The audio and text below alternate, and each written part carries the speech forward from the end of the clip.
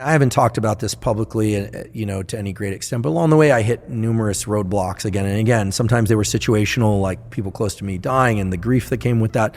Sometimes it was my own kind of feeling like I was getting pulled back toward a state of mind that wasn't healthy for me, and so on. But I think what I've been good at least good at, not great at, but at least good at, is finding really good mentors that would allow me to get to the next node, the next milestone. And I should say that some of those mentors were real people that I didn't say, can you be my mentor? Not that that would be a bad thing, but really tried to model my behavior after people that I respected.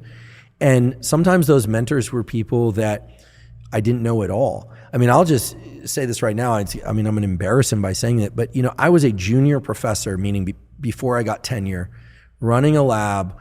I had a bulldog puppy, a laboratory, and a home for the first time in my life, and feeling very, very overwhelmed and distraught.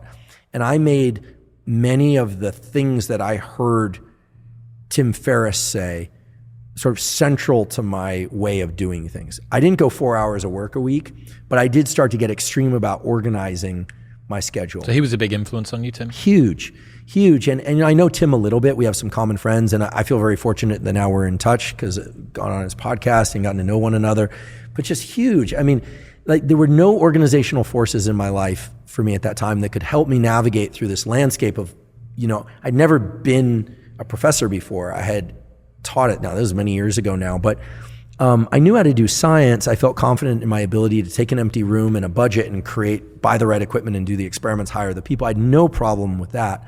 But how to regulate my time and my energy, and how to communicate with people. I mean, he had these like little things that I don't like the word hacks. I hate it because hacks implies that you're using something for a purpose that it wasn't intended for. That's a hack. But he had things like, instead of asking people, like, what's up when they come in your office, asking them, what specifically, what can I do for you? Like, what do you need? Right? Really cutting to the chase, because time became a valuable resource. Little things like that, tiny things on the surface that translate into huge conversion in terms of time and energy.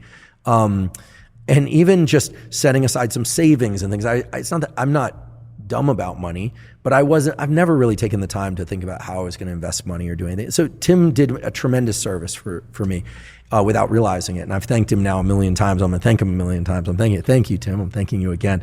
Things like that. So selecting mentors. Then eventually, when it came time to start podcasting, Lex, whether or not he knows or not, just thinking, oh, here's another guy he's a scientist, he's at MIT.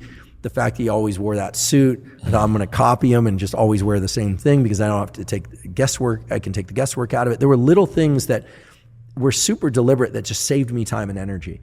And I think that that's helped me along the way. And then the other thing is, I have really tried to adopt this idea that when it's inevitable, and it will inevitably arrive, that stress grows us.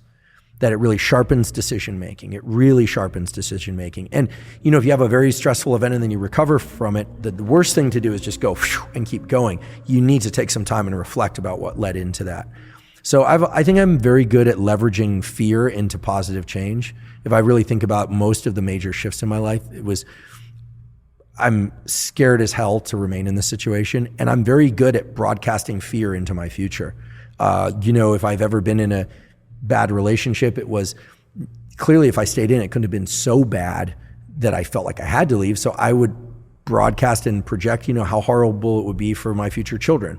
And I might even build that up a little bit in my system. Now, one could say, well, maybe you could have navigated it successfully. I'm better at projecting fear into my future. And that has led me to make, I think, better and better decisions over time. What's happening, people? If you enjoyed that, then press here for the full, unedited episode. And don't forget to subscribe. Peace.